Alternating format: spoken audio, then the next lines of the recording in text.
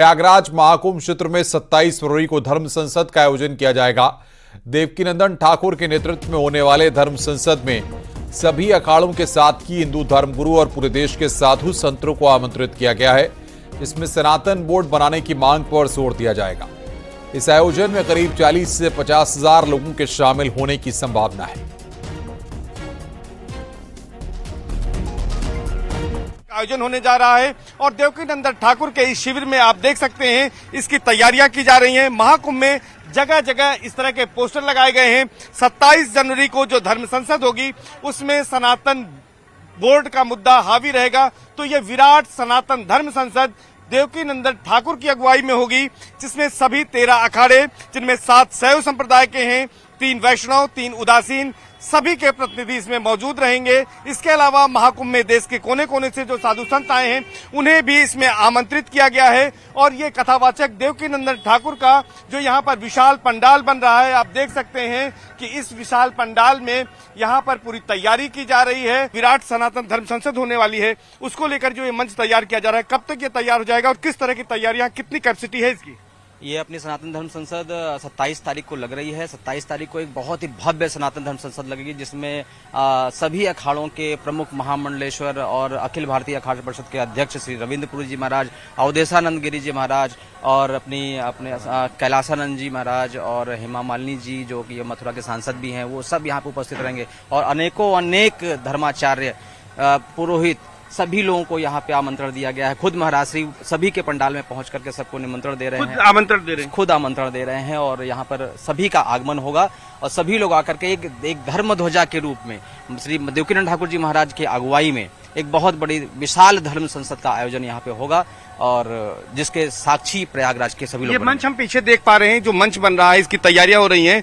यहाँ पर कितनी चेयर्स लगाई जाएंगी, क्या कैपेसिटी रहेगी लोगों के बैठने के लिए? यहाँ पर हम कम से कम सर 40 से 50 हजार लोगों के बैठने की व्यवस्था कर रहे हैं। महाराज श्री का खुद ही आमंत्रण पूरे देश के लोगों को, हिंदुओं को जगाने के लिए जगह जगह वो जाकर के महाकुंभ में 27 तारीख को सभी लोग यहाँ इकट्ठा हों, इसके लिए विशेष प्रयास किया जा रहा है।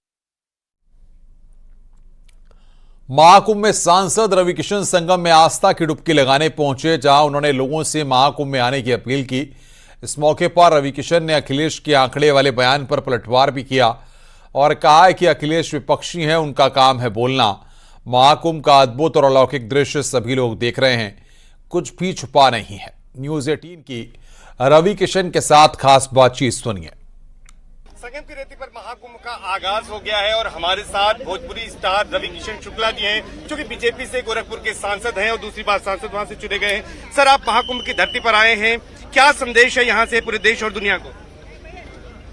यही है कि आइए, सनातन विचारधारा के जितने लोग हैं आइए और इस आस्था के पर्व में इस आस्था आइए, जीवित मोक्ष की प्राप्ति होगी। पूरे विश्व का, पूरे धरती का सबसे बड़ा समारोह हो रहा है और बड़ा आनंद है। पूरा देश आ रहा है। 7 करोड़ लोगों ने अभी तक स्नान कल तक ले लिया, तो उम्मीद है जो 29 तारीख है वो दिन बहुत अमावसी का दिन है। उस दिन 10 से 12 करोड़ लोग स्नान लेने आएंगे। 3 तारीख को फिर वही होगा, तो ये 23 फरवरी शिवरात्रि तक चलेगा। मैं चाहूंगा जब भी आप लोग,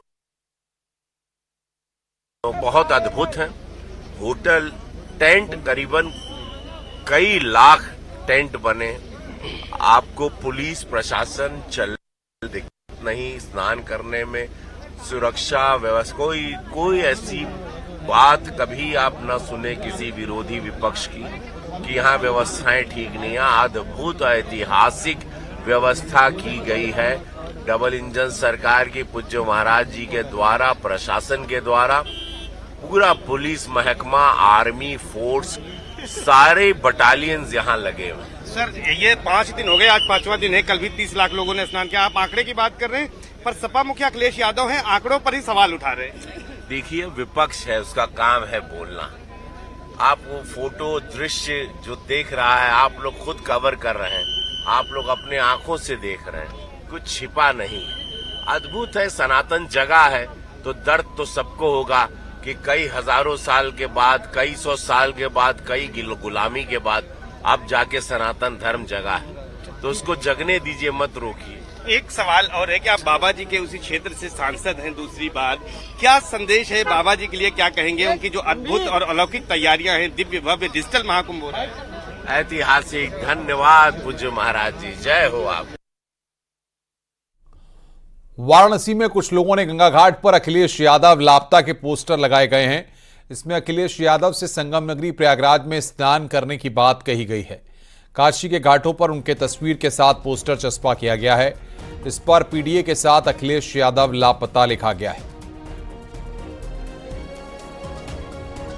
हमेशा से आप कुछ न कुछ मांग करते रहते हैं, अखिलेश यादव से आज एक बार फिर से मांग कर रहे हैं पोस्टर के जरिए। क्या इस बार है और क्यों अखिलेश यादव लापता के पोस्टर लगा रहे हैं?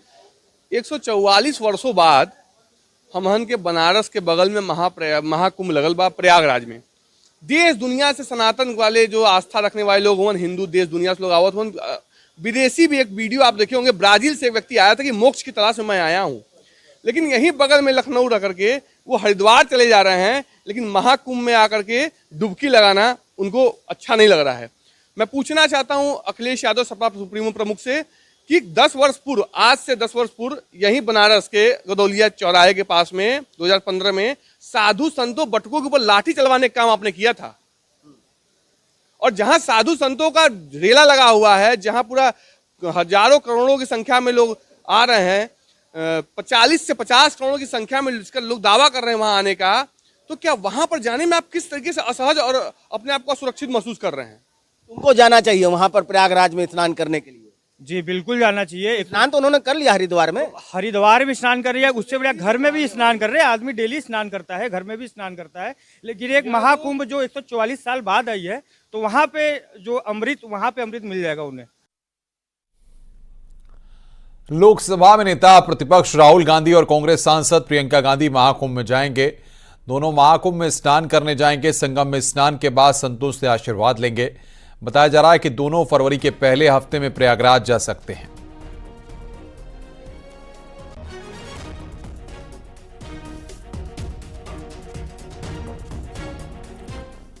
केंद्रीय राज्य मंत्री एसपी सिंह बघेल ने महाकुंभ पर सवाल उठाने के लिए अखिलेश यादव पर पलटवार किया।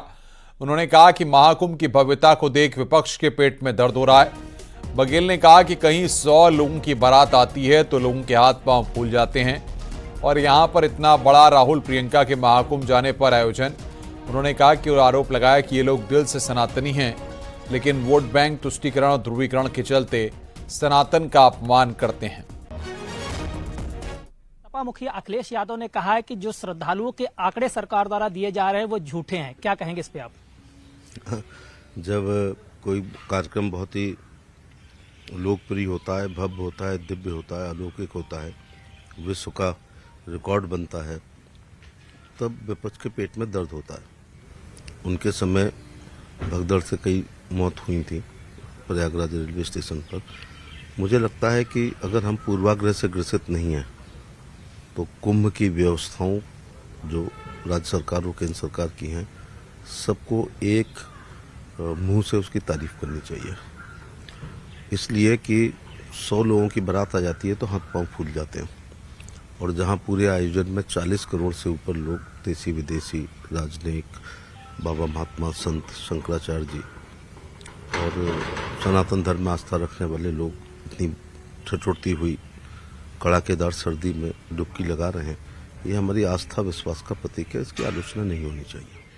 आपकी पार्टी हमेशा राहुल गांधी को लेकर सवाल उठाती रही कि उनकी सनातन में आस्था नहीं है, लेकिन चर्चा है कि फरवरी में राहुल गांधी और प्रियंका गांधी दोनों महाकुंभ में स्नान करेंगे और संतों का आशीर्वाद भी लेंगे। हृदय से ये लोग सब सनातनी हैं, लेकिन वोट बैंक के ध्रुवीकरण, एकत्रीकरण, तुष्टीकरण के लिए इस प्रकार के भारत की सभ्यता, संस्कृति, आध्यात्म, सनातन और देवी देवताओं के प्रति प्रतिकूल टिप्पणी करते रहते हैं यदा कदा।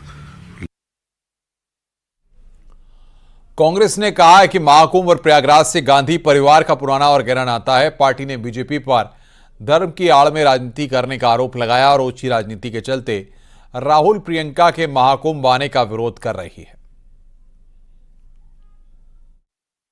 आज राहुल गांधी जी, प्रियंका गांधी जी के आने का विरोध वो लोग कर रहे हैं जो धर्म की आड़ में अपनी राजनीति करते हैं, जिनके पास इस प्रदेश के, इस देश के युवाओं, किसानों, आम आदमी, दलितों, पिछड़ों, महिलाओं के मुद्दे पर जवाब नहीं है। जो संविधान बदलने की बात करके संविधान का विरोध करते हैं, जो कहते हैं देश की आजादी 2024 में मिली है, जो लगातार दलितों और पिछड़ों पर अत्याचार करने वालों को बचाते हैं, तो उनको राहुल गांधी जी से, प्रियंका गांधी से तो चुभन स्वाभाविक है, क्योंकि राहुल गांधी जी, प्रियंका गांधी जी जनता के मुद्दों पर बात करते हैं। और आज जब वो महाकुंभ में आ रहे हैं तो भारतीय जनता पार्टी को उससे भी चढ़ हो रही है। भारतीय जनता पार्टी अपनी ओछी मानसिकता दिखा रही है। मंत्री रघुराज सिंह ने अखिलेश यादव के श्रद्धालुओं की संख्या पर सवाल उठाने पर पलटवार किया है। उन्होंने कहा है कि अखिलेश एंग्लो इंडियन हो गए हैं। अखिलेश की विदेश में पढ़ाई करके मानसिकता बदल गई, उन्हें धरातल की जानकारी नहीं है। रघुराज सिंह ने आरोप लगाया कि मुस्लिमों को खुश करने के लिए अखिलेश हिंदू धर्म को कुचलना चाहते हैं, इसलिए उनको ज्ञान नहीं है।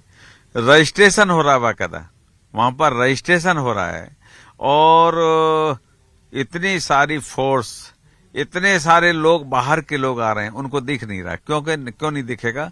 वो हिंदू विरोधी मानसिकता से हैं। वो जयचंदों के रखवाले और जयचंदों के साथ तालमेल है उनका, तो वो हिंदू संस्कृति को कुचलना चाहते हैं, क्योंकि वो केवल मुस्लिम वोट को खुश करने के लिए उनको ये बोलना है। भारतीय जनता पार्टी ने महाकुंभ को लेकर अखिलेश यादव के बयान पर कड़ा ऐतराज जताया है। बीजेपी प्रवक्ता मनीष शुक्ला ने कहा कि अखिलेश यादव के बयानों को जनता देख रही है और जनता इसका जवाब देगी। वहीं बीजेपी सांसद प्रवीण खंडेलवाल ने कहा कि देश से ही नहीं, विदेश से भी लोग महाकुंभ में पहुंच रहे हैं। अखिलेश यादव के सर्टिफिकेट की जरूरत सरकार को नहीं है। बता दें कि अखिलेश यादव ने महाकुंभ में आने वाले श्रद्धालुओं के आंकड़ों पर सवाल खड़े किए थे। आस्था के प्रतीक महाकुंभ को अखिलेश यादव समाजवादी पार्टी लांछित करने का प्रयास कर रही है।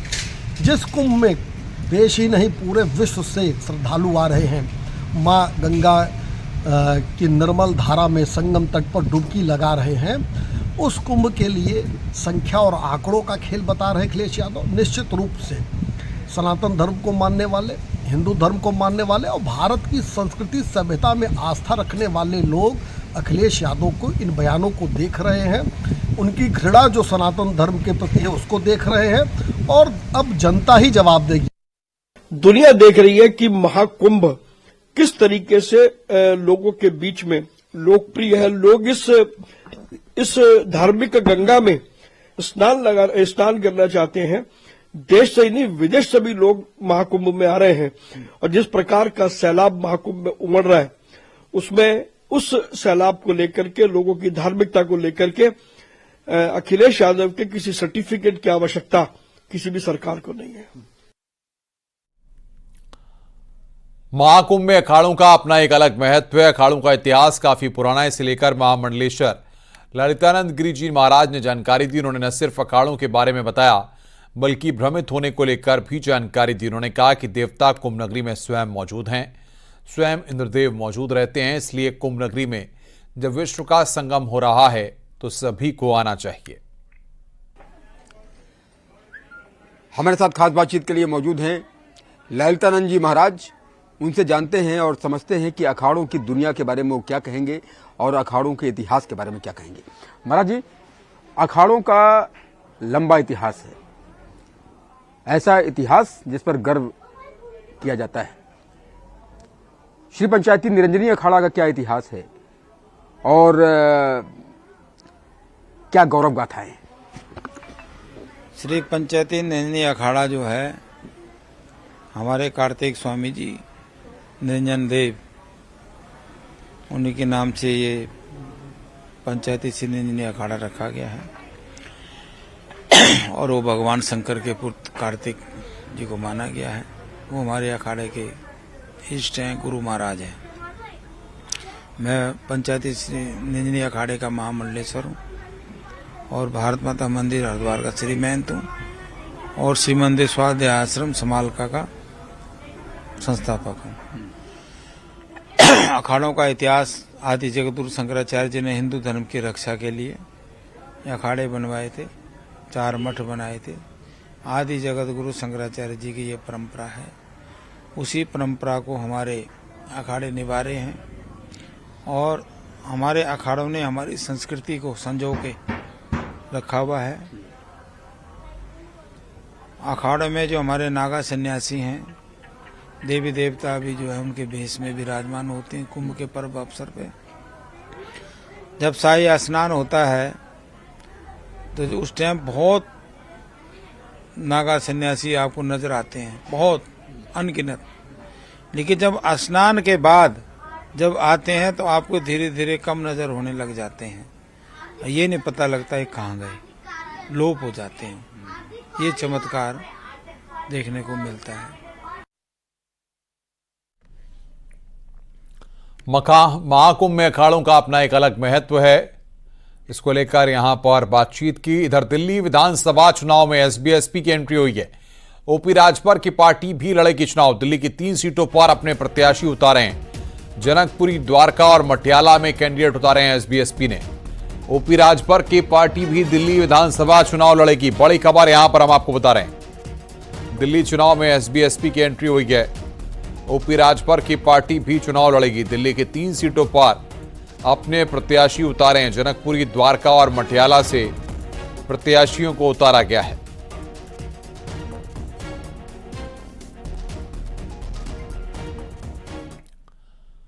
समाजवादी पार्टी के अध्यक्ष अखिलेश यादव ने बीजेपी के राष्ट्रीय प्रवक्ता पर निशाना साधा। एक्स पर पोस्ट में उन्होंने लिखा कि बीजेपी के एक राष्ट्रीय प्रवक्ता द्वारा एक राष्ट्रीय न्यूज चैनल पर आम आदमी पार्टी दिल्ली के एक निर्वाचित विधायक के सरनेम को बिगाड़कर अत्यंत आपत्तिजनक अपशब्द का इस्तेमाल करना घोर निंदनीय है।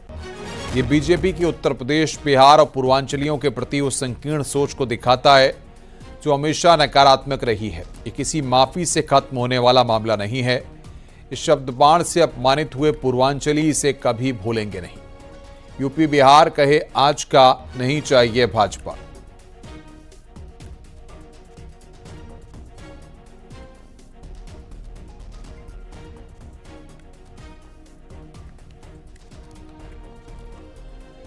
उत्तर प्रदेश के सीनियर आईएएस अधिकारी अनुराग श्रीवास्तव को प्रधानमंत्री पुरस्कार के लिए चुना गया है।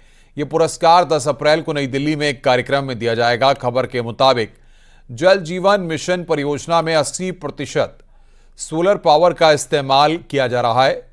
इस बेहतरीन काम के लिए उन्हें इस पुरस्कार से सम्मानित किया जाएगा। बता दें कि अनुराग श्रीवास्तव यूपी कैडर 1992 बैच के आईएएस अधिकारी हैं।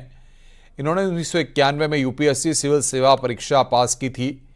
उनके नेतृत्व में उत्तर प्रदेश जल जीवन मिशन परियोजना में बड़े पैमाने पर सौर ऊर्जा का उपयोग करने वाला देश का पहला राज्य बन गया है।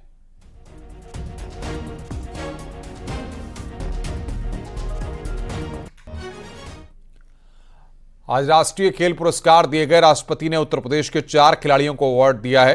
पैरा एथलीट प्रवीण कुमार को ध्यानचंद खेल रत्न मिला है। प्रीति पाल, अभय सिंह और अन्नू रानी को अर्जुन पुरस्कार से नवाजा गया है। राष्ट्रपति भवन में आज राष्ट्रपति ने उत्तर प्रदेश के 4 खिलाड़ियों समेत देश के अन्य मेडलिस्ट खिलाड़ियों को सम्मानित किया है।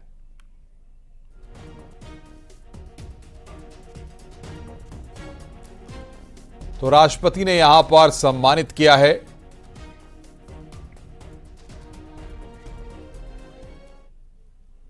प्रधानमंत्री नरेंद्र मोदी ने आज भारत मोबिलिटी ग्लोबल एक्सपो के दूसरे एडिशन का उद्घाटन किया। इसमें ऑटोमोबाइल कंपोनेंट उत्पादों और टेक्नोलॉजी में 100 से अधिक लॉन्च किए गए हैं। दिल्ली के प्रगति मैदान में ऑटो एक्सपो 2025 शुरू हो गया है। इसमें ऑटो के साथ साथ टेक कंपनियां भी शामिल हैं। ये मेला आज से 22 जनवरी तक चलेगा।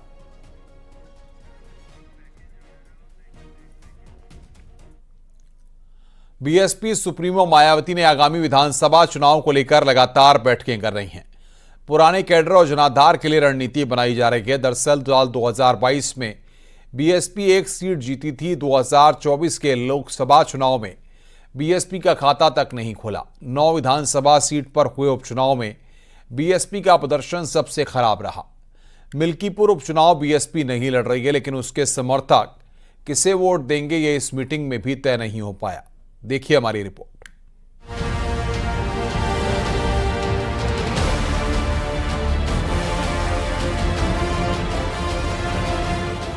लोकसभा चुनाव में खराब प्रदर्शन के बाद मायावती ने आगामी विधानसभा चुनावों को लेकर पार्टी पदाधिकारियों के साथ बैठक की।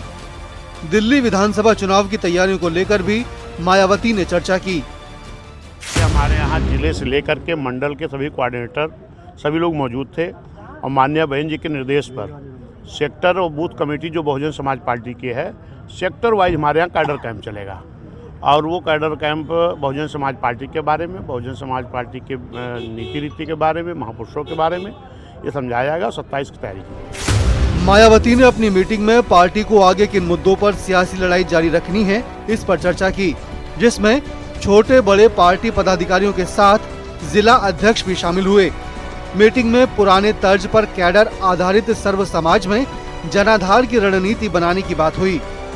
बीएसपी मिल्कीपुर उपचुनाव नहीं लड़ रही है, ऐसे में बीएसपी किसे समर्थन देगी, इस पर फिलहाल मीटिंग में कोई चर्चा नहीं हुई। आदरणीय बहन जी ने हम लोगों को निर्देश दिया है कि आप लोग क्षेत्र में जाओ और सेक्टर स्तर पर कैडर कैंप करो, पार्टी के जनाधार को बढ़ाओ, पार्टी के संगठन को मजबूत करो। मिल्कीपुर चुनाव को लेकर बहन जी ने क्या बोला?